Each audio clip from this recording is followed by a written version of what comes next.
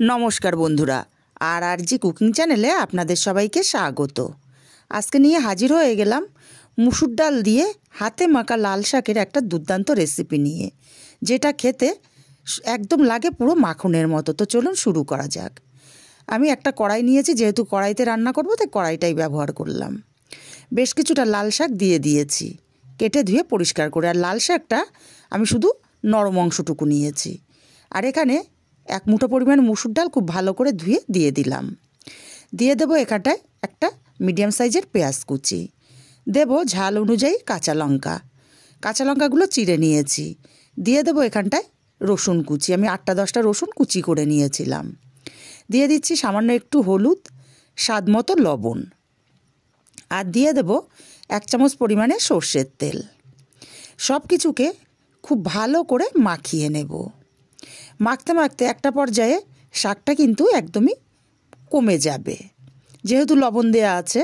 দেখুন খুব ভালো করে মিনিট 2 সময় নিয়ে মাখিয়ে নিয়েছি। এখন হাতটা ধুয়ে সামান্য জল এখানে দিয়ে দেব। জলের দরকার খুব বেশি পড়বে না, অল্প পরিমাণে জল এখানটায় দিতে হবে, যেহেতু হাতের মধ্যে অনেকটাই মশলা লেগেছিল। এবার কড়াইটা গ্যাসে বসিয়ে ঢাকা দিয়ে 5 মিনিট মিডিয়াম আঁচে রান্না করে নেব। 5 মিনিট পর ঢাকাটা খুলে নিলাম। নাড়াচাড়া করে দেখে নেব। দেখুন শাক আর ডালটা বেশ ভালো মতো গলে গেছে। এখন নাড়াচাড়া করে আমি আপনাদেরকে দেখিয়ে দিচ্ছি। কড়াটা এইভাবে বসানো থাক।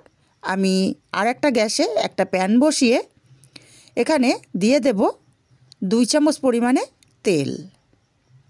তেলটাকে গরম করে নিয়ে 2টো শুকনো লঙ্কা ছিঁড়ে দিয়ে দিলাম। শুকনো লঙ্কাটাকে কয়েক সেকেন্ড ভেজে নেব, সুন্দর একটা গন্ধ বেরোনো পর্যন্ত। এবার এখানটায় দিয়ে দেব রসুন কুচি। আমি 6-7টা রসুন কুচি করে নিয়েছি। রসুনটাকে লাল করে ভেজে নিতে হবে। রসুনের কালারটা চেঞ্জ হয়ে গেছে। এখন এখানে দিয়ে দেব একটা মিডিয়াম সাইজের পেঁয়াজ কুচি।